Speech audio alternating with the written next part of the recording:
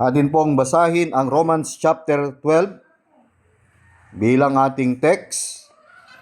Romans chapter 12 verse 1 hanggang sa verse 3.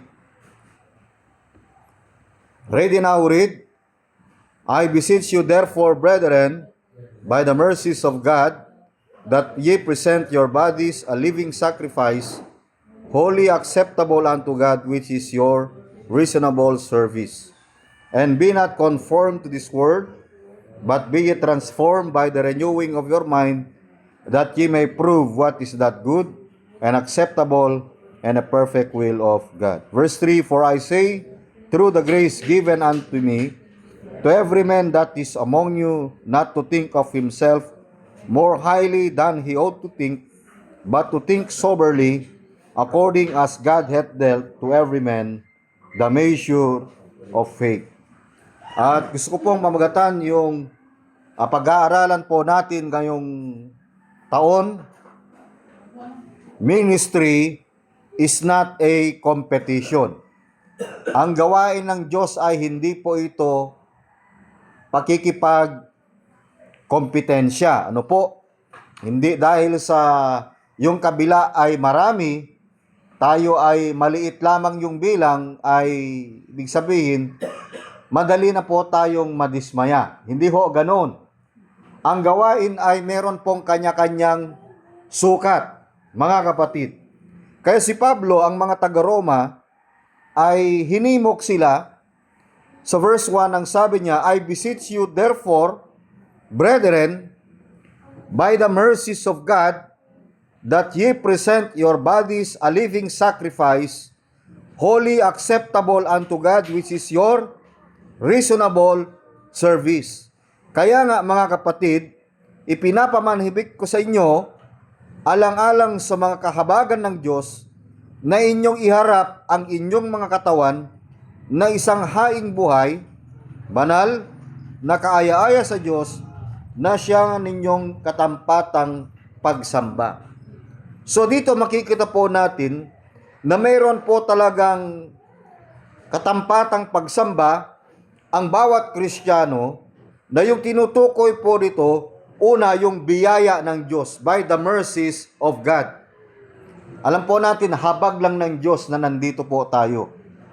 Na ikaw ay niligtas ng Panginoon, na tayo ay binili sa pamamagitan ng banal na dugo, na tayo ay nabayaran yung ating pagkakasala. So ang hinahanap sa atin, yung practical na pamumuhay bilang isang Kristiyano, ang sabi niya, that ye present your bodies a living sacrifice. Na iharap ninyo ang inyong katawan sa isang haing buhay. So yung buhay na ito ay minsan lang darating ito sa buhay po natin. Kaya kung tayo po ay maglingkod, isagad na natin. Tama?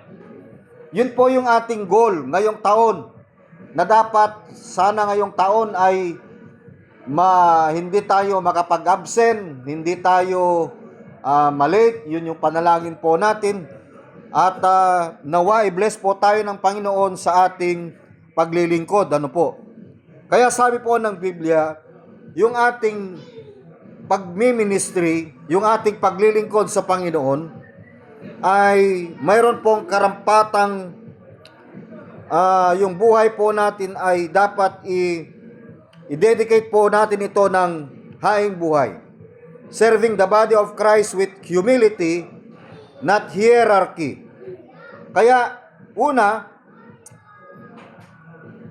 ang ministry po ay is not about ranking. Kung ang ministry, nasa ministry po tayo, at naghahanap po tayo ng ranking, ay mahirap po yun. Hindi po ranking ang gawain na mayroong mas mataas. Ako sa'yo, ikaw ang director, ikaw ang assistant director, ikaw ang assistant pastor. Wala pong assistant pastor sa Bible, ba kapatid? Ang sinasabi ng Bible, co-worker, co-laborer. So ating makita, yung ang ministry ay it's not all about recognition. Hindi dahil si kapatid na ganito ay nagbigay ng ng kalahating milyon, nagbigay siya ng ganito, ay magpapasalamat tayo. Si kapatid na ganito, nagpapasalamat tayo dahil nagbigay ng ganito. Hindi.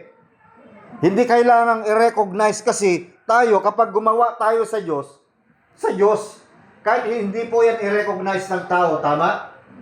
Kasi direkta mo naman ginagawa sa Panginoon yan eh. Kasi marami akong mga churches na nakikita na kapag sila ay hindi na-approach, ay, hindi na ako mag-attend dyan kasi yung ginagawa kong mabuti, hindi naman nila pinapansin. Hindi naman sa ganun, alam ng Diyos po yung ginagawa po natin. Kung yan ba talaga ay para sa gawain or hindi. So ministry is not ranking, ministry is not recognition, ministry is not rivalry. So the body of Christ function best when every member serves from humility. Yung paglilingkod daw natin sa Diyos ito ay isang pagpapakababang paglilingkod. Kung pinagpala ka ng Panginoon at gusto mong magbigay, di praise God. Amen? Ginamit ka ng Panginoon kasi sa'yo pinadala yung blessing Brother Dick Oh. Meron ba bang magagawa sila kung sa'yo pinadala ang blessing, Brad? Wala. Kasi ikaw ang gagamitin ng Panginoon. Oh. Gayon din sa bawat isa. Kaya nga tayo, nagbibigay tayo according to our own ability. Hindi ka pinepuwersa. Di ba ang hirap na magbigay ka kung magpuwersa? Halimbawa, si Nanay Yada, puwersahin ko na, magbigay ka nga ng 1 milyon. Ayaw ko ba yun, Pastor? O, di ba? Mabigat, di ba? O.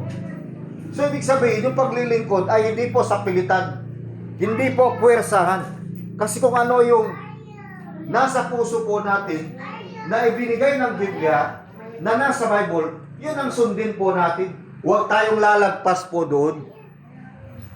Kaya dito ating makita, mga kapatid, the body of Christ function best when every member serves from humility, not superiority. Hindi po by superiority. Hindi yung pataasan ng paglilingkod, hindi. Lalo na kung pride ang pinag-uusapan, mga kapatid. Dapat yan dapat yung mga pride natin, iniwan na natin yan nung last year. Hindi na natin bit-bit ngayon. Okay lang na gumamit kayo ng pride basta bumubula. Uso pa ba yon? Yung pride na bumubula, parang wala na. Kaya ating makita, Paul reminds us, tayo po ay nire-remind ni Apostol Pablo ng lahat ng ating paglilingkod ay dumadaloy lamang sa pamamagitan ng biyaya na ibinigay sa atin. It reminds us that all service flows from grace given, not greatness claim. Hindi dahil dakila ka, kundi ang Diyos ang siyang madakila. When competition enters ministry, confusion follows, but when humility rules, Christ is glorified. So isa po ito sa taon na ito, yung ating paglilingkod ay with humility. So number 1 nating makita, marami po ito pero dahan-dahan lamang po yung ating pag-aaral, para makita po natin kung ano baga ang laman ng ministry.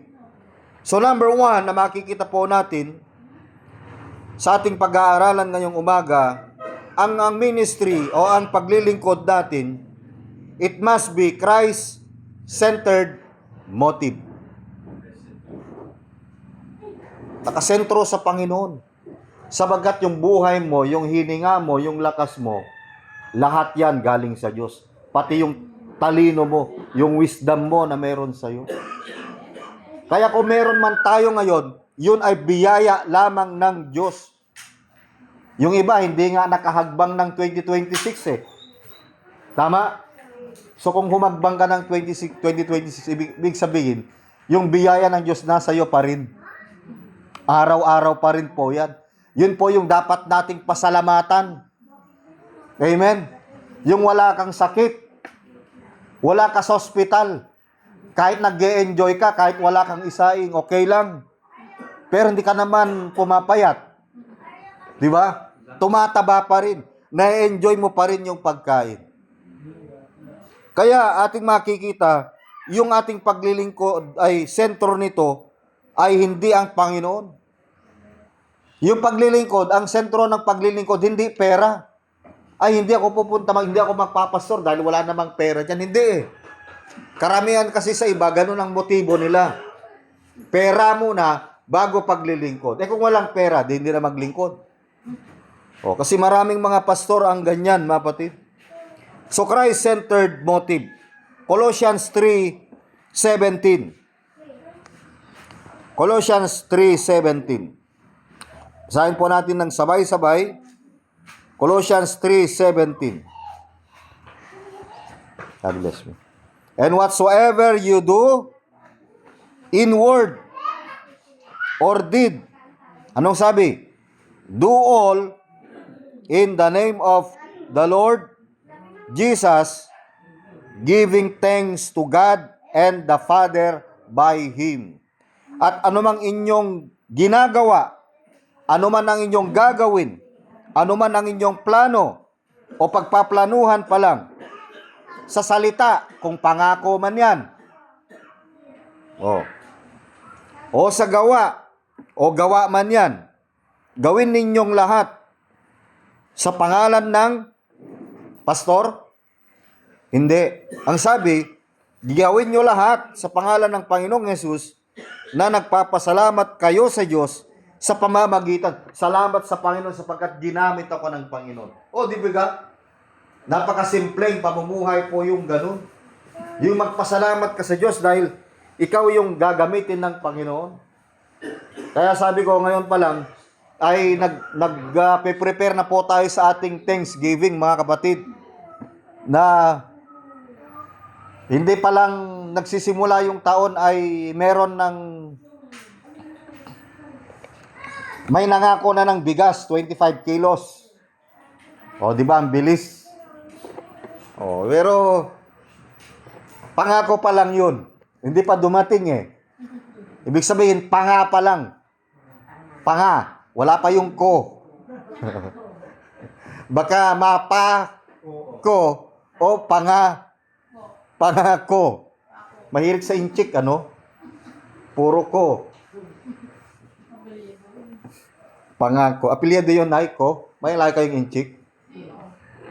Opo. Siko. Sio. Baka si Zaldi. Nay, baka paldo naman tayo dyan. Matatapos agad yung building.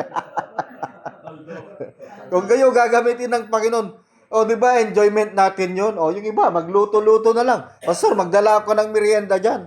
O di ba?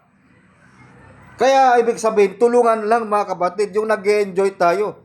Kung may nagbigay, huwag na kayong mainggit doon. Kasi ginamit siya ng Panginoon eh. Huwag niyong siraan kasi gusto nga niya magbigay eh. Oh. Pero sa atin minsan, kahit hindi ka magbigay, alam nyo ba, kahit nandun lang kayo, yung presensya nyo, blessing lang. Makikita nyo yung improvement, di ba? Oh. Kaya, nagsisimula tayo sa prayer. Verse 17, whatsoever you do or did, in word or deed, do all in the name of the Lord Jesus, giving thanks to God and the Father by Him. Okay. Christ-centered motive. Colossians 3:17. Pangalawa, under that, serving for the Lord, yung Christ-centered motive, ang ibig sabihin nito, serving for the Lord, nagsisilbi ka sa Panginoon, not for likes. Di ba may mga gawa kayo, gusto nyo, pag pinost mo maraming likes. Di ba? Baka gusto nyo mag-live selling plan. 5 pesos lang. Buy one, take one. Nakita nyo yun? Tuwang-tuwa si Manong Dick eh. Oh. Pero hindi na kayo, kahit hindi kayo mag-like dun, okay lang, wala namang problema dun. Kasi ibig sabihin lang, hindi kaya malugi yung nanay nung adik na nanay na maseta eh. Ibenta mo lang 5, 20, 50. Inilagaan mo ng ilang taon dahil walang makain na karne. Ibebenta mo yung maseta ba naman, yung croton eh. Ayaw ng 30 pesos eh. Saka yung native na kalachuchi. Kaya yung serving for the Lord is not for likes. Galatians 1:10. Galatians 1:10. Chapter 1 verse 10. For I do now persuade men. Yung maglilingkod ba ako, ipe-persuade ko ba, yung hikayatin ko ba ang tao? Or God o ang Diyos? Or do I seek to please men?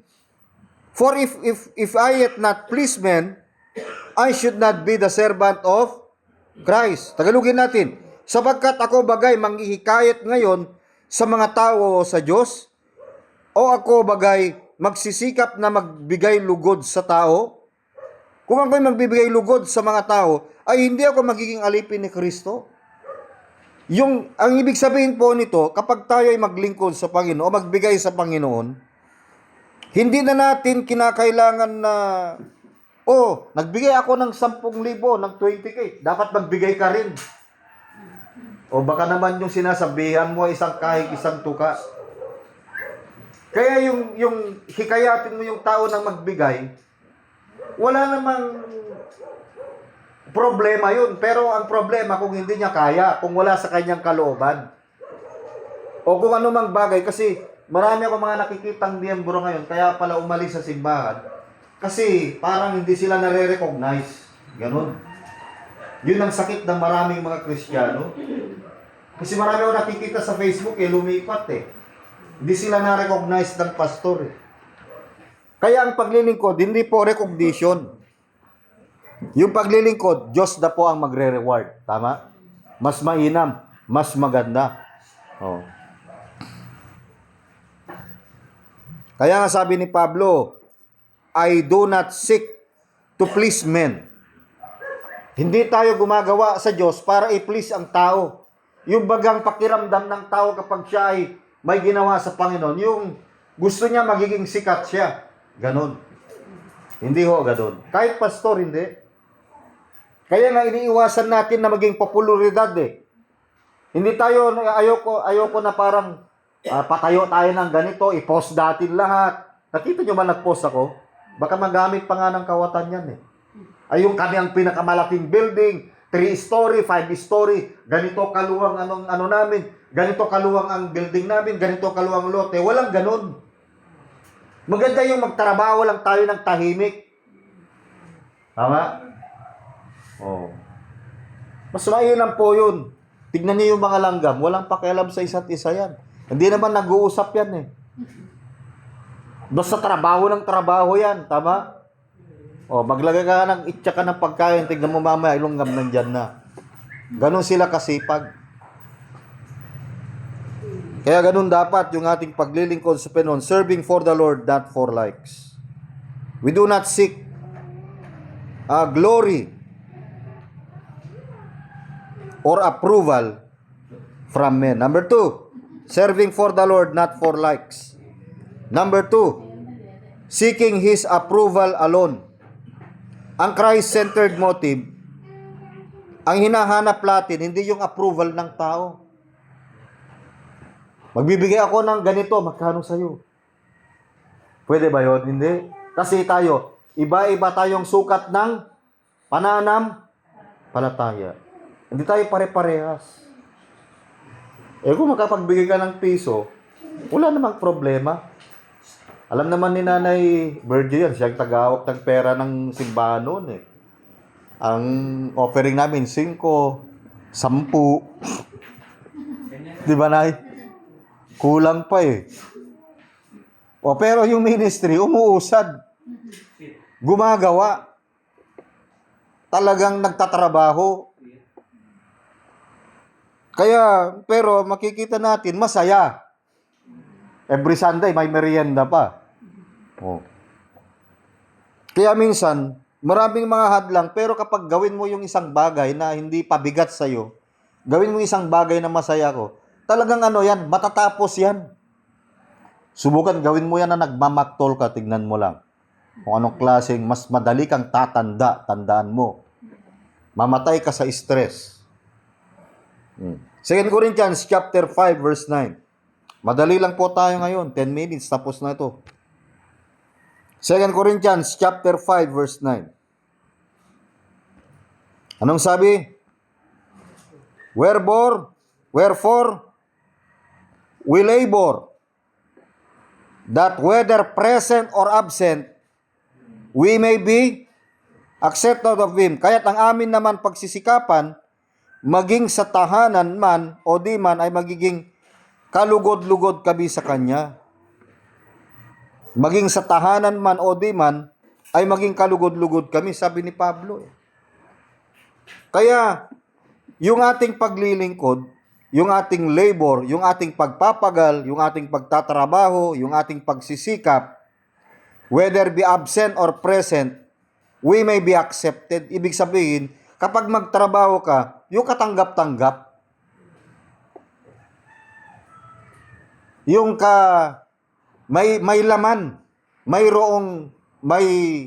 may value, mga kapatid.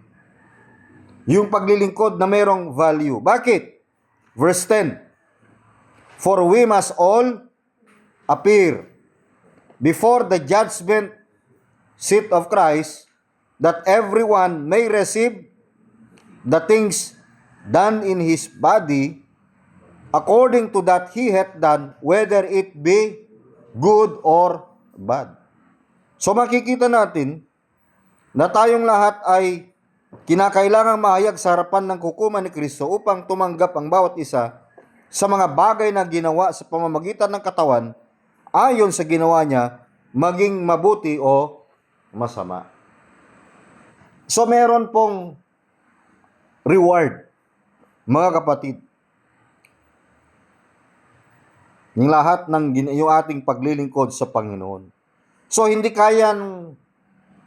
hindi necessary yung approval ng tao. Walang pwedeng magdidikta sa'yo sa paglilingkod. Ang magdidikta lang sa'yo, yung salita ng Diyos. Amen. Kahit nga, pastor, kahit nga ako, hindi kita pwedeng diktahan eh. Meron na ba akong didiktahan dito? Gusto nyo, didiktahan ko kayo ngayong taon? Pwede lang naman eh. Bigyan ko kayo ng pag-iisang ganyan na na alkansya. Punuin nyo ng tagbe-20. Tingnan nyo, nakasimangot na kayo. Punuin nyo hanggang sa taon, pagkatapos noon, huwag kayong pupunta rito na hindi puno. Di ba may mga ganyang pastor? Okay lang ba yun? Didiktahan ko ng ganon? Di ba? Yung iba, mabigat ang kalooban na eh. Wala naman kaming trabaho, pastor. Ba't gagawin pa namin yun? Di ba ang hirap nun? Kung 20 isang araw, times 30,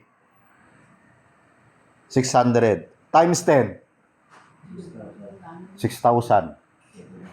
Yung 2 buwan pa, 1,2, 7,2. 7,2 monthly. Okay lang ba yun? Kung tagsasampu tayo rito, meron tayong 70,000 kamo na lang. Kung 20, 140. Ang laki. Gusto nyo ba yun?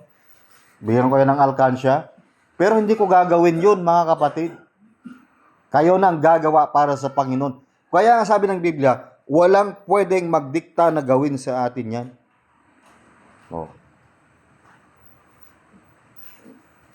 Mahirap din punuin yun eh. Lalo kung maghahanap ka ng tagbe-20 eh. Lalo, wala nang tagbe-20 ngayon. Puro digital na lang.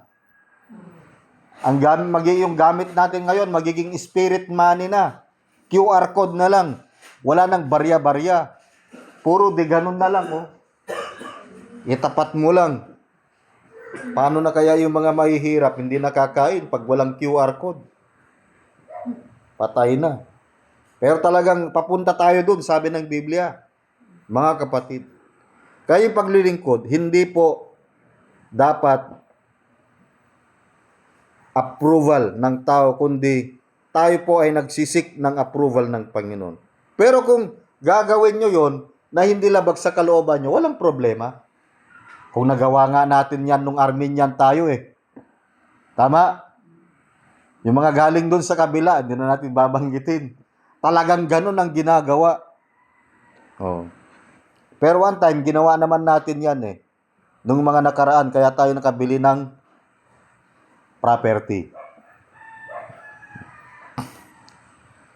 Okay, pangatlo. Submitting, pag sinabi natin Christ-centered motive, submitting all ministry to Christ. Submitting all ministry to Christ. Colossians chapter 1 verse 18. Colossians chapter 1 verse 18. Ano po ang sabi ng Biblia? He is the head of the body, the church, who is the beginning, the firstborn from the dead, that in all things he might have the preeminence. At siyang ulo ng katawan, yung katawan sa makatuwid bagay ng iglesia. Hindi yung pastor ang ulo ng iglesia. Hindi yung pastor ang ulo ng church, kasi may mga nagkiklaim ng ganyan. Sila daw yung founder. Ang founder ng church, si Kristo. Na siya ang pasimula. Sinong pasimula? Ang Diyos. Ang panganay sa mga patay, si Kristo.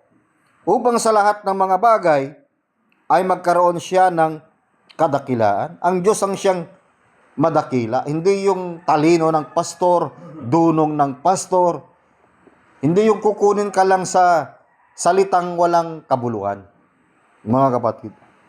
Kaya yung paglilingkod ay dapat po na yan ay kanais-nais. Yan po ay dapat na katanggap-tanggap. Kaya ito po yung tinatawag na Christ-centered motive ministry. Yung hindi ka nag-glorify, hindi ka napupuri, pero gumagawa ka ng tama para sa ikalalahati ng Panginoon. It's not for ranking, it's not for recognition or rivalry. Sana ganito ang puso natin ngayong taon na ito, na 2026. Na tayo po ay magpatuloy hanggang sa dumating ang ating Panginoong Jesucristo. Kaya hanggang dito na lamang muna yung ating pag-aaral at tayo po ay manalangin.